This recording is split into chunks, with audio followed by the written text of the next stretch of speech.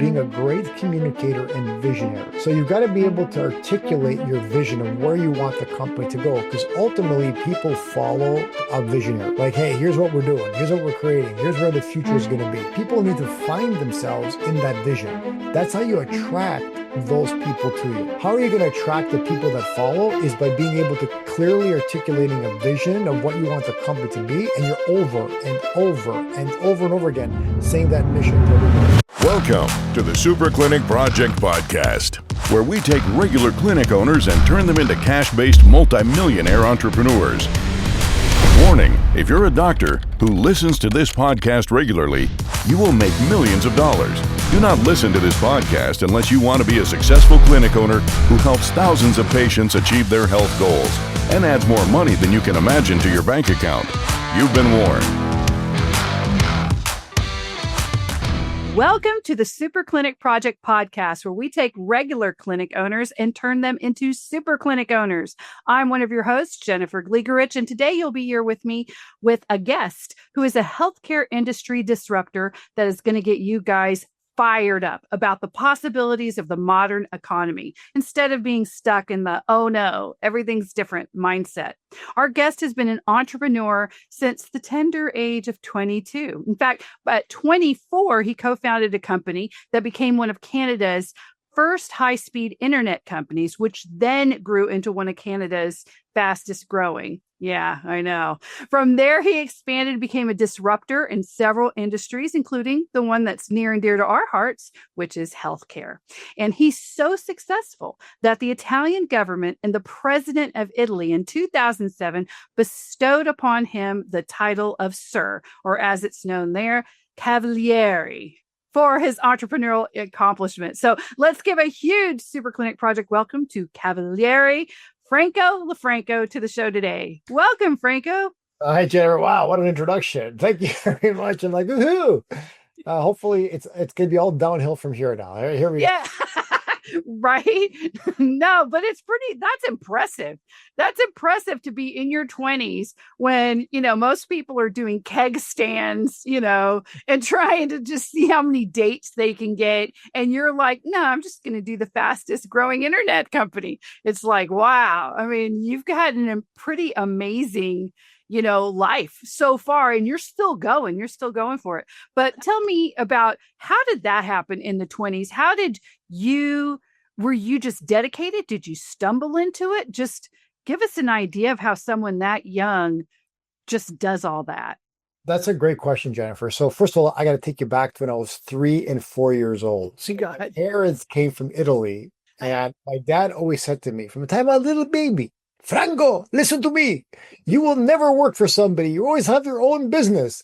Okay, so you're 3 or 4 years old. What do you say to your dad? Sure, Dad. Whatever. You don't know what it means. You don't even no idea what it means. So as I go through my entire teenage life and then get into my 20s and go to college, what happened? I was brainwashed to believe I can't work for somebody. I must just start my own company. So it became automatic. So be careful what you teach your kids, because what you're teaching your kids is what they're going to believe as they get older. So for me, what I believed is I had to own my own company, and it's just natural. It was a natural thing to do.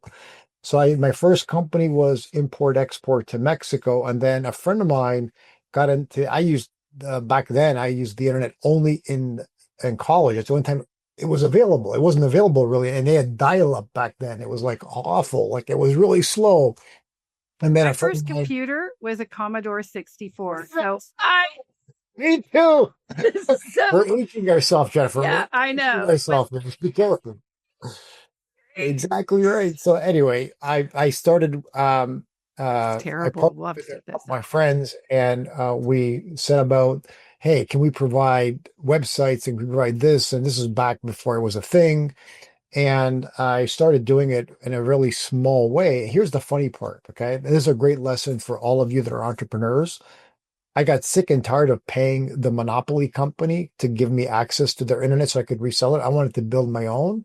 So I had to go and raise $40 million to build my own network, right? And I was in my mid-20s, right? Whoa. What did I know?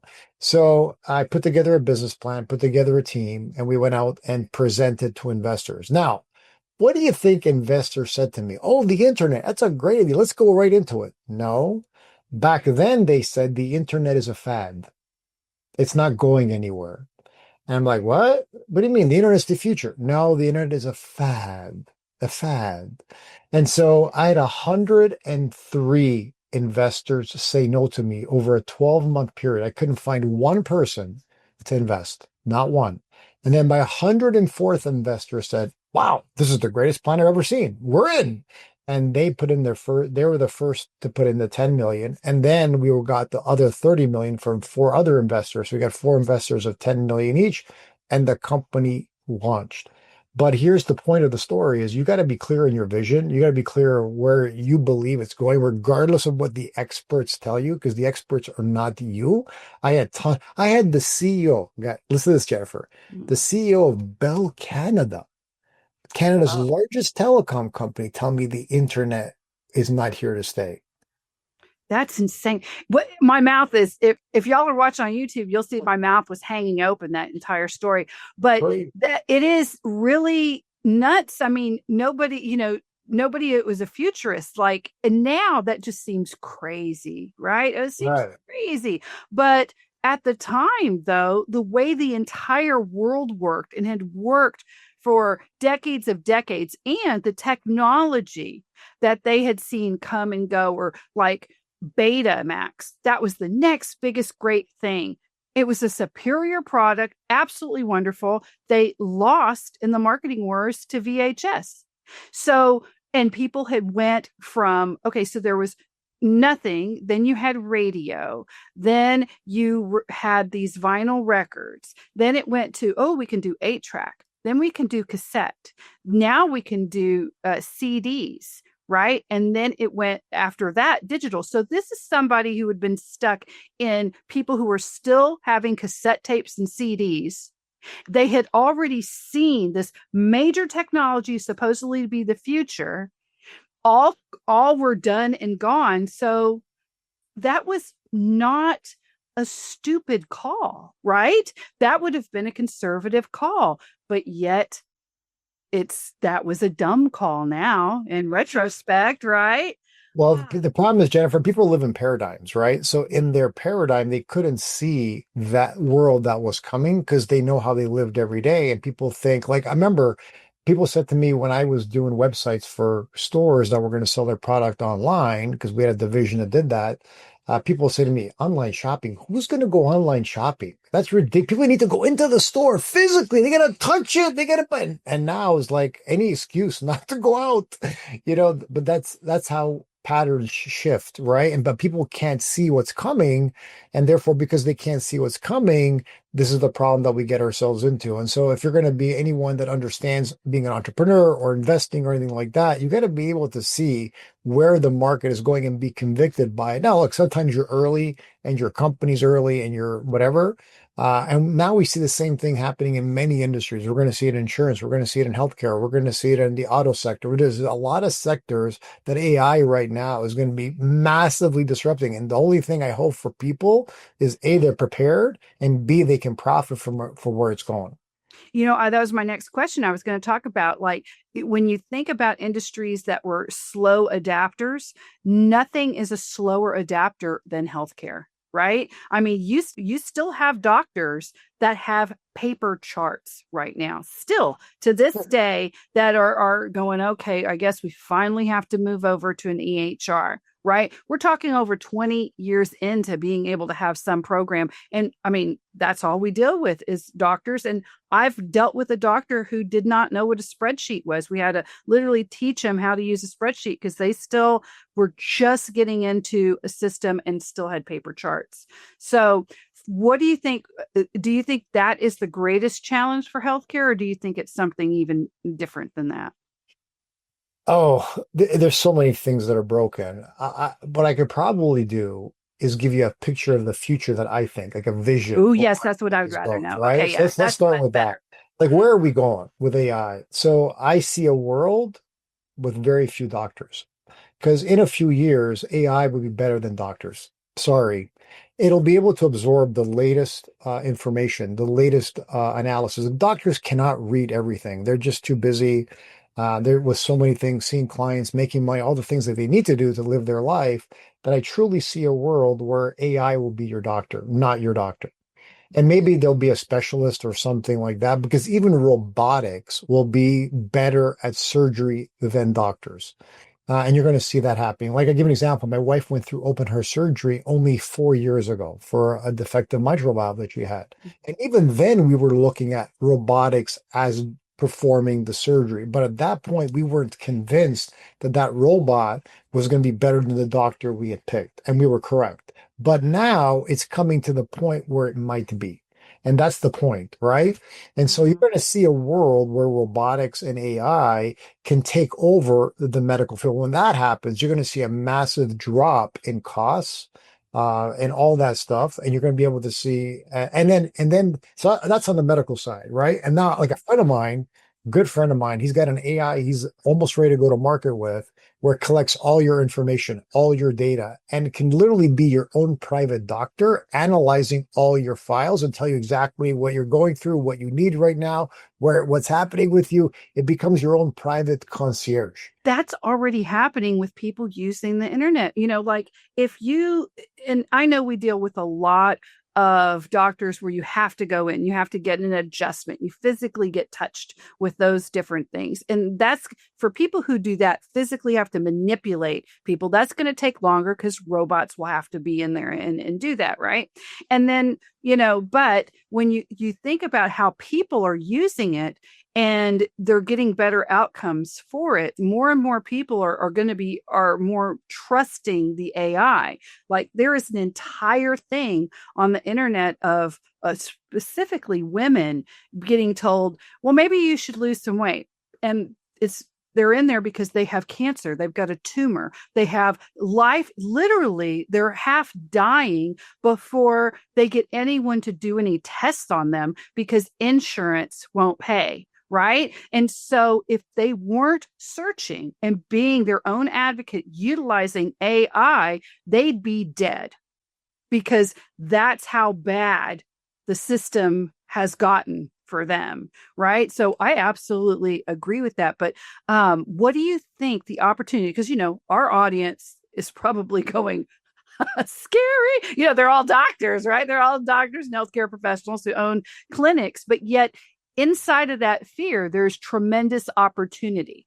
If you don't put up a brick wall and go, that'll never happen, and be the bell guy, right? Don't Correct. be the bell guy, because don't be the bell guy. Don't be the bell guy. We should have a t-shirt. Don't be the bell guy. Don't be the bell guy, right? So how do you see it for healthcare professionals to not be the bell guy, but yet still, this is their thing. They want to help people, but, what are ways that they can start to dive into this for their That's business? a great question. So let's look at it from a problem solving perspective. Yeah. See, most great solutions from an industry come from who? Industry insiders that are in that industry that are like, well, what a problem is, look at this problem that we're having. Then you go find that solution for it. So if you're a doctor, and you're in the ortho space, for example, and maybe if an AI could just do this and analyze this for us, oh my God, it'd make my day and my life so much easier. Go create it.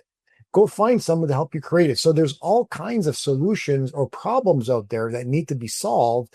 You just got to keep your eyes and ears open. Okay, my sector, you don't have to go outside of what you're doing. Like, look at your sector, what needs to be solved. Cool. Go solve that problem. Go figure that out. And I could tell you, like, for example, this guy that's doing the AI for getting all the medical files together, it was a problem he was encountering in another business. And it was driving him crazy. He goes, well, let me just create an AI that solves the problem. And so if you could do that over and over again, you could really provide something really great and powerfully unique for your clients, for yourself, because this is going to be a 10-year process as we go through this, right? So what's going to be the solution? Maybe it's a different way we train doctors. Maybe we have doctors that are using AI in a consultative way, right? Maybe it's like you create that. So you've got your AI, you've got your personal doctor, he's reviewing the analysis and thinks, okay, good. So maybe you've got Dr. AI. I don't know, I'm making this up, right? So like, you got to be a little bit creative now and thinking about, okay, and I always tell people, think from the future. Think from the future. In the future, where will we be? What service will we have? What will we create? What will we have? So if I'll give you an example. Today, I'm seeing a shift to this already. Mm-hmm. In the health insurance space and medical space, and most companies, you have centralized companies where you pay people every month your premium, your fee, whatever it is, right? Cool. You have no idea where that money goes, correct? Correct. They could, like the insurance industry, since 2006, I believe, Mm-hmm. they've made $1.6 trillion, the top insurance companies, $1.6 trillion of profit. Yeah. 96% of those profits, 96% went right back to shareholders. Yes. Right? Yes. Oh, yeah. Not reinvested, not to the healthcare system, right to the shareholder pocket, right? I can go off on that because I was doing an entire, thing like analysis for CEO pay, right? So in 1978, the CEO pay ratio across the board was around 25-1, meaning 25 times more than the average person, and that's across industries. Now, they still had CEOs that had private planes. They still were making more than anyone else. They were rich, rich, rich, traveling all the world, going to Studio 54, if that was even still open. I mean, having a blast, right? So it's not like they were poor CEOs in 78. These were rich people, right? That poor CEO who, the Luigi guy, his was 365-1. And he wasn't the only one to that. And that's an issue. That's a failure to reinvest in the company in a way that is, I'm a big advocate of ethical entrepreneurship, right? And so to me, that is absolutely unethical entrepreneurship. When you deny, if that's the ratio and yet you're denying coverage for someone who should be covered because the terms really are they should be covered, then what are you doing, right? But even with that, rather to get mad and go, it's rigged and it's too big, it's too corrupt. There's definitely, we still have a system to where you can buck the system. Taking it to a lower level, right? Big thing for hiring, right? Hiring, and specifically for healthcare hiring. Every single doctor I know just goes, it's a nightmare. We can't get the right people. They quit, they do whatever. So, through this show, I met a doctor who was an optometrist, 15 years of never being able to go on vacation because that key person would quit right before they needed to take their 2 days off. It was just, and who said there's got to be a better way, and started developing with the most rudimentary of AI systems, which has now gotten really good, a way to not use resumes while using resumes, to have a system where now you just use that system, that company, and they've been on a prior show. So if you know me, you can go find out. It's Dr. Neil, and you just get a person. The retention rate is over a year because that person already makes sense. They get the resumes, but they don't use them because they're so AI. They've used so many AIs to create a resume that it's all fake. Everything you're getting is just to beat the ATS. And so the new thing is just going through almost like a personality thing, and it takes less than 10 minutes. So it's not this 3-hour thing where an A player is going to go, I'm not doing that. I'm not getting paid for that. They get through that program, they get them, and that person may not even have a degree, but they can do the job. They want to do the job. And usually they're the top employee. Tons of doctors that have used this have said it has revolutionized it. We have the best teams ever. And they end up having less people because they were ahead of curve. That one person just to follow you did exactly what you just said to do. They thought about it. They had a challenge and they came up with a solution. They just worked it. So I absolutely agree with you. You're absolutely right. To your point, remember LegalZoom? Obviously. Oh, yes. Yes, right? absolutely. Who created that? Lawyers, Robert Shapiro, right? OJ's lawyer, right? Oh, really? that was OJ's lawyer? Yeah, that I was Robert didn't realize Shapiro, that. right? And like, Yeah. think of what happened there. They saw a void in the marketplace and online to make affordable legal documents for people, spending instead of lawyers charging gazillion dollars, Mhm. they went and started LegalZoom, and it blew up to this gazillion dollar company. So to your point, it's like people in the industry itself just look at where the problem is. You can solve it. You can find a solution and let technology help you. Technology is your friend if you know. Here's the one thing I always tell people: technology is undefeated. You can't beat it. It's undefeated. So use it, make it be your friend, and as it goes along. Because look, uh, I'm a big fan of what of Elon Musk and Optimus, the robotic division, will be massive. I think that division alone will be $1 trillion industry for them. So I'm very bullish on the company. And there's other companies doing the exact same thing. I'll give you an example. A friend of mine graduated from MIT, and she's already testing robots in her home, wash dishes, do the stuff, household chores, all this stuff.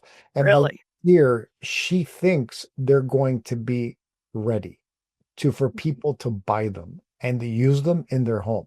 And I said to her, "What's it like to have them in your home?" He goes, "First of all, it's freaky. Like it looks like a person, like Oh, dark, really? So they're like humanoid robots, not like with no R2D2 face. peeping at They you. didn't give him a face, no face. They haven't Uh, given him a face yet. Maybe in the future, I'm sure they will. They'll be able to, if they want him like sexy and hot, who knows? Maybe a lot. oh, yeah, that's going to be a whole industry.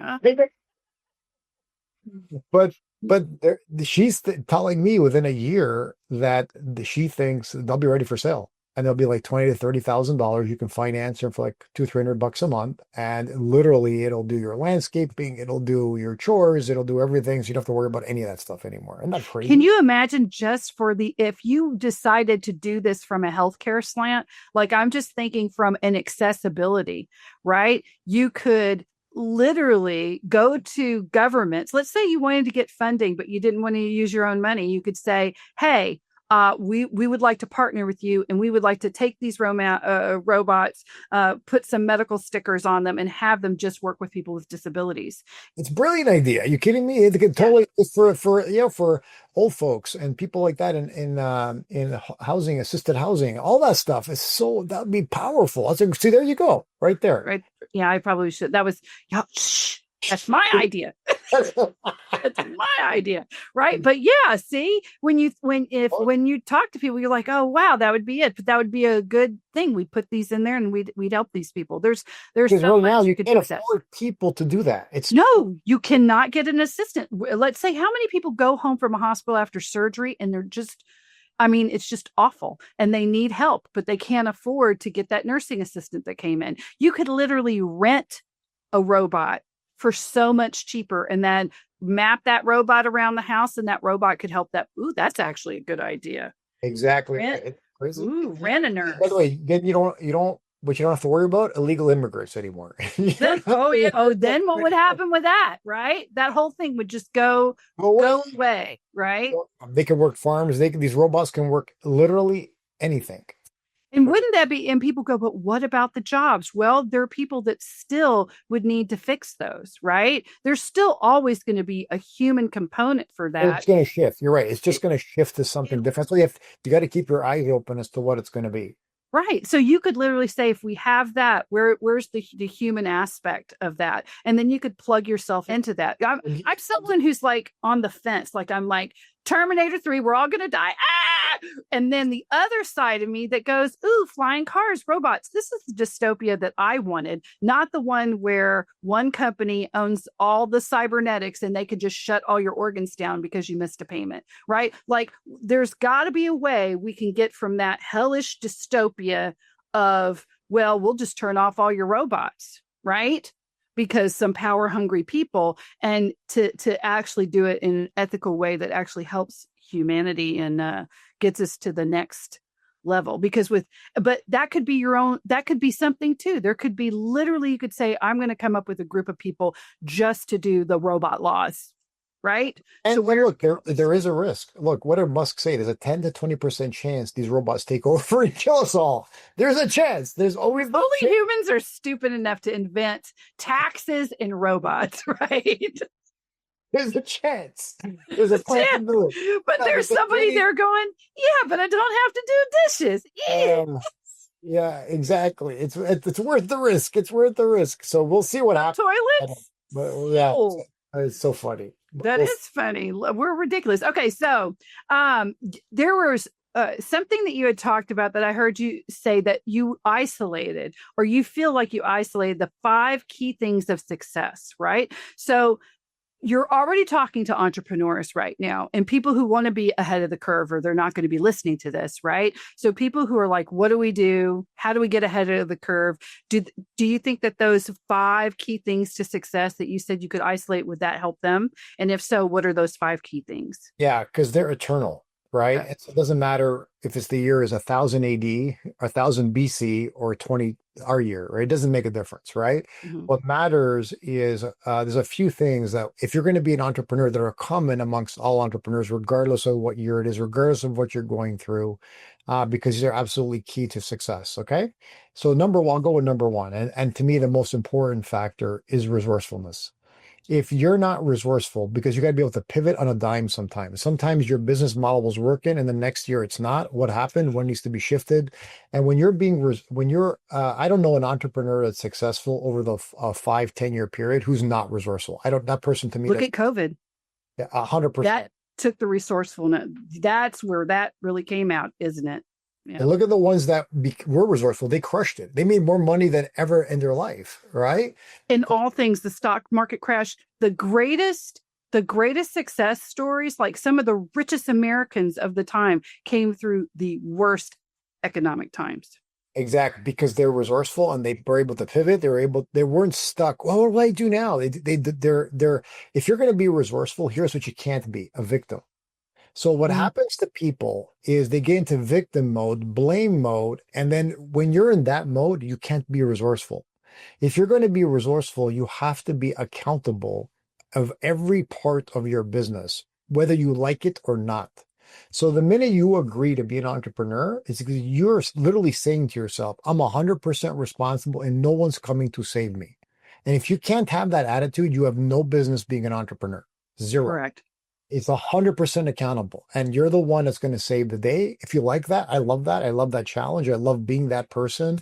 I love being the solution. And when I was a kid, a really quick story, my dad had a cube.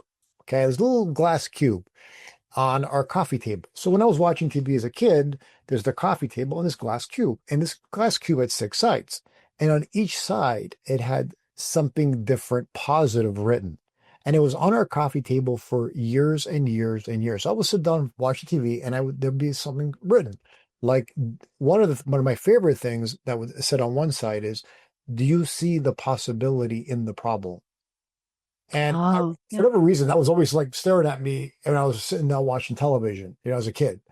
And now I've literally saw that so often. I've trained myself that if there's a problem, what's the possibility? Not that it's a problem, right? Because here's what I know. People get paid a lot of money to solve problems.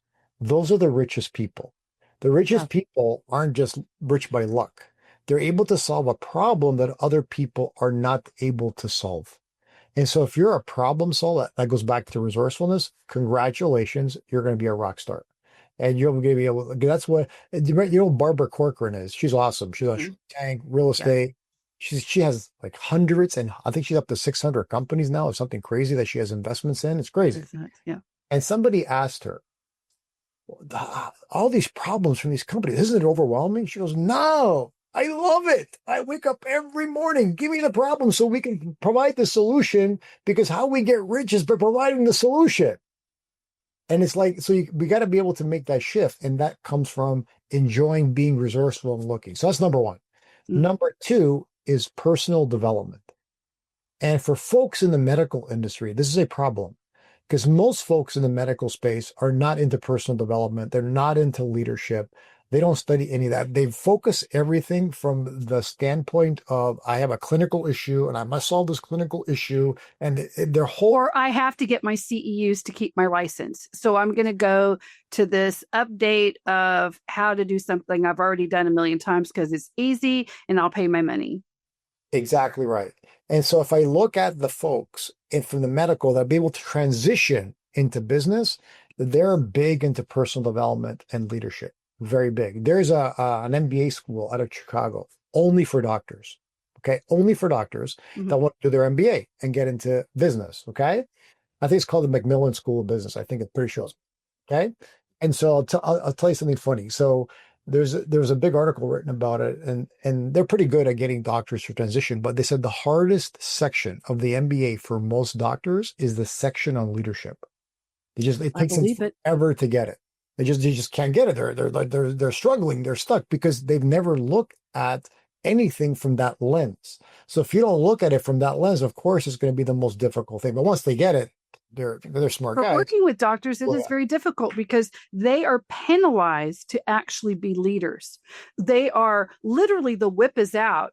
No, you memorize and you tell us what it's supposed to be. Whip, don't come outside of the box. Whip, don't try to be innovative. Whip, whip, you'll get sanctioned. They are just completely told to do the exact opposite of this because the number one rule is conservatism and safety. You memorize and then you pair it up with what you know. You absolutely do not get out of that frame of mind. That's what's really difficult because doctors don't have to have, they have to have that mindset. Then they have to have the ability to go into a different human being and have the mindset of the CEO and then a different human being in the mindset of a shareholder. Most entrepreneurs just struggle between shareholder and CEO, but the doctor has to do, maybe, a lot more. So yeah, I can see that. exactly right. No, what you say 100% right, 100% perfect, which leads us to the third thing. And the third part is being great with people.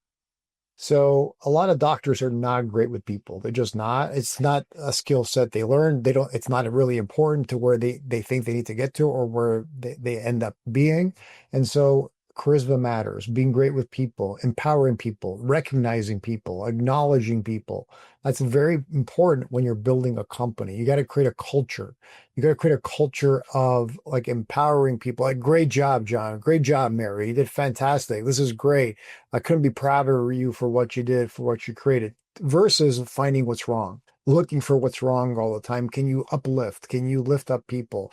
That's a very important part of a successful now, the other entrepreneurs are not like that. Yeah, but they're hated. People don't work for them very long, right? I'm Right. leaving and going to find a different company, right? Yeah. So that's number 3. Number 4 is being a great communicator and visionary. So you've got to be able to articulate your vision of where you want the company to go, because ultimately people follow a visionary. Like, hey, here's what we're doing. Here's what we're creating. Here's where the future is going to be. Here's where because people need to find themselves in that vision. That's how you attract those people to you. How are you going to attract the people that follow is by being able to clearly articulating a vision of what you want the company to be. And you're over and over and over and over again saying that mission to everybody. Why? It's inspiring. The people that Look at Elon Musk. He's not good with people. no, But talk about visionary, having the vision, being so passionate. Well, everything is balanced. You're not going to be 100% on everything. Some people have a lot more of one than the other, but that was definitely the skill that got him over the not that great with people. and even though he's not great with people, he's great at recognizing people. He'll do Yes, that, he is. Mhm. right? He will recognize people where because of his health, let's say his health issue he's got. His ADD and everything else that he's got. Mm. So part of that is he's a little intolerant of people, and that gets him into a little bit of trouble. But I've seen him adapt over the years and learn a little bit over the Oh, years. he's a lot better than he used to Oh be. my God, like Yeah. 100% better than Yeah. what he's learned, which is great. Mhm. And then, but when you're able to clearly articulate a vision and the future where you're going, people are inspired. Without a future, without a vision of the future, people perish, right? Mhm. People just get lost. I always think it's people that are like, unfortunately, take their lives or their future to them is so bleak that they don't see a future that they're saying to themselves, what's the point of me living? That's really what happens to them if it's not a mental illness, right? And so if you give people this incredible vision of the future, where you're heading, what you're creating, and then have a place where those folks that vibe with that come in place, man, now you're talking. You're creating a powerful culture. And the last thing is structure. Structure is very important. Companies without structure inevitably fade away and fall apart. And so you need to be clear. What is my structure? Is it a duplicatable structure? Does my structure need me? If my structure needs me, that's not going to be a long-term viable business. So you need to be able to create a structure, and not only create a structure doesn't need you. So you're surrounding yourself with smarter people, better people. And for some people, they can't handle that. They got to be the smartest person in the room.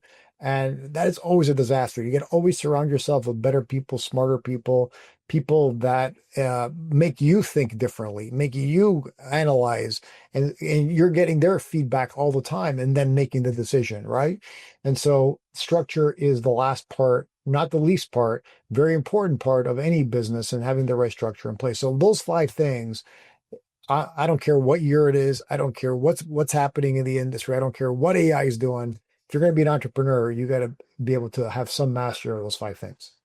That is absolutely incredible. This is probably one of the most powerful guest shows that we've had. And I can't wait to promote this just left and right. So guys, we have been talking to Franco Lofranco. We've been just like, it's like the speed of a gun or a bullet, right? Just to get it all out here. But if you want to learn more, if you want to even work with him to figure out if you can be in this space, please tell the audience how they can get in touch with you or what you're working on now that they can follow you and get more of this. Yeah, we're doing some amazing stuff in so many industries, from healthcare to you name it. So they can reach me on Instagram at Cav Franco, CAV Franco, and I'll be on Instagram and Franco on Instagram. And just message me and I'll get back to you for sure. And guys, we are running to the end of our show now, but we will have everything about him, all the information that you need. Of course, if you go to superclinicproject.com, if you go to our free school, then we'll have even more. So we have all the episodes up in their own classroom with everything that you can get. And if you want to leave a voicemail, let's say you just have a question for him and you just want to leave it, please go to superclinicproject.com, leave that voice memo, and we'll get it to him so he can respond back to you. And we might even play it on a future show. And I hope that we have him back. Thank you so much for being here today, Franco. This has been amazing. This is fun. You're awesome, Jennifer. I love your show. I love what you're doing in the space. And look, this is getting information out like this. That's creative. That's resourceful. You're actually being the embodiment of all the things we just discussed. That's awesome. Well, thank you. And we hope to do a lot more, and we hope to start bringing some really great summits and information directly to people who are interested on it. So be sure to subscribe. Also, like and share this podcast with anyone that you want. Just go to superclinicproject.com. And everybody, you have a super clinic week. Thank you again, Franco. My pleasure. You've been listening to the Super Clinic Project podcast. If you like what you hear, subscribe and stay tuned for further episodes of the Super Clinic Project podcast.